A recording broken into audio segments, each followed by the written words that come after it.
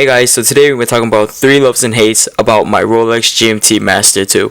So just like all my other 3 loves and hates videos, these are my opinions which are subject to change. Your opinions can be completely different from mine. My loves can be your hates and your hates could be my loves. So to start off with the first love about this watch, I love how it has the GMT function. I mean, it's obvious, this is the GMT Master 2, but this GMT function is very sentimental to me.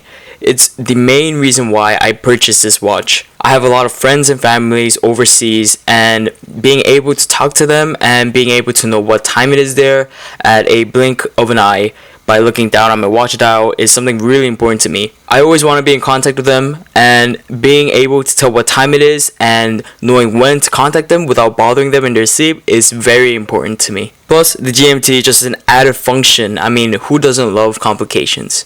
This is just a really cool feature, and I personally believe that the GMT is Rolex's best complication. The next thing I love about this watch is how it feels on the wrist. The Super Oyster case, the Oyster bracelet is just so ridiculously comfortable on my wrist that I can't really put it to words. This is the exact same specs as the Submariner 114060 and the day version as well. The Super Oyster case, the Oyster bracelet, the bezel, everything just feels perfect on my wrist. I love how it feels so compact due to the size of the case. It's just like a little tank on the wrist. The watch isn't too tall either. It's actually very thin compared to other sports models, and the fact that it's so thin with the GMT complication is definitely a plus. I never feel like this watch is an intrusion to my wrist. It feels very in place. It doesn't feel out of place. It feels very comfortable. Never gets caught on anything. Slides under the cuff pretty easily. And it's just a very overall well-rounded watch. I mean, it is substantial enough to notice it when it's on your wrist, but at the same time, if you're not really paying attention, it feels like you're not wearing a watch at all. It's just its versatility. It is a sports watch, but it has so many features that makes it kind of dressy. That's why I like to call this watch my dressy Submariner. I mean, that's what it really feels like to me. When I want to go out and I'm feeling a little bit more prepped up, this is the watch that I go to. I'm not really afraid of it being damaged because it is as strong as a sports watch. However, I think it's just beautifully made and it can pass as a dress watch in my opinion. It has the polished center links, the polished sides, and the busy dial and bezel definitely makes it a lot more dressier than you would think. From jeans to a t-shirt or a button down and dress pants, this fits in every occasion. I've never felt that this watch was out of place. I mean, I wore this so many times throughout the week, no matter what I'm wearing.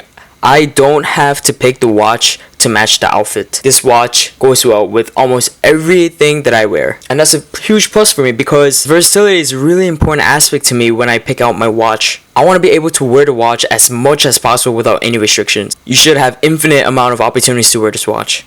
The next love about this watch has to be this very subtle detail that this watch has that no other GMT Master 2 has. If you look closely at the dial, it has a portion of green text that says GMT Master 2. Now the BLNR and the Pepsi Wyco version does not have colored text, and I've really grown to appreciate that pop of green on the dial. It makes it a lot more colorful, a lot more playful, and it's just something unique about this otherwise all black GMT Master 2. A touch of color really goes a long way in my opinion, especially for Rolex watches. So let's move on to the hates about this watch. The first hate has to be, ironically, the polished portions of the watch. Now I know I said I like the polished portions because it makes it very versatile as a dressier piece, but at the same time, this is a fingerprint magnet. As soon as your finger gets on that polished portion, you're going to have a big, fat, nice fingerprint on it. So you have to be wiping it down a lot more often than you would if this was a brush bracelet. There are a lot of people who do a brushing job after they get this watch because the center links bother them so much. Personally, I wouldn't want to touch my Rolex in any way like that. I think it's perfect as the way it is, but that's just a little downfall. And I'm really nitpicking here. I mean, fingerprints, you can just wipe them off, and half the time, when it's on the wrist, I don't really notice it that much. The next hate about this watch has to be the fact that it gets known as a Submariner to the common eye. People perceive this as Submariner. I mean, it's the most common watch or the most iconic and well-known watch that Rolex makes in my opinion. So when they see a black bezel oyster case watch with an oyster bracelet, they're going to assume that it's a Submariner. You know, the Submariner is just more popular of a watch than the GMT Master 2. They're just not going to know what this watch is, so they're automatically going to think it's just another sub. And although I don't really care what people think, it kind of does get funny at times when people ask me why I own two of the same watches, the Submariner and the GMT Master 2. Then I have to explain to them that this is a completely different watch, and they call me stupid for having two Submariners, even though I just explained that they're different.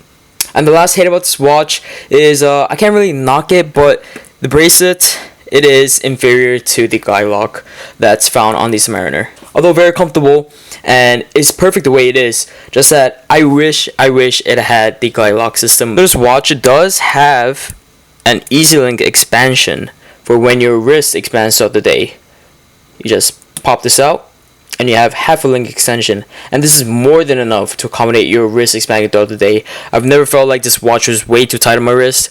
As soon as I felt a little uncomfortable, I would pop this little extension out and it feels just perfect on the wrist. I know that there's nothing wrong with this. I would just prefer having the option to have a glide lock.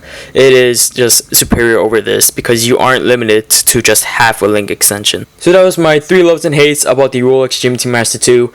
Please let me know what you guys think about this watch. What are your loves and hates? I love to see your comments in the comment section below. And as always, thank you so much for watching. I hope you did enjoy this video. If you did, please make sure to smash that like button and subscribe to my channel if you want to see more watch content like this.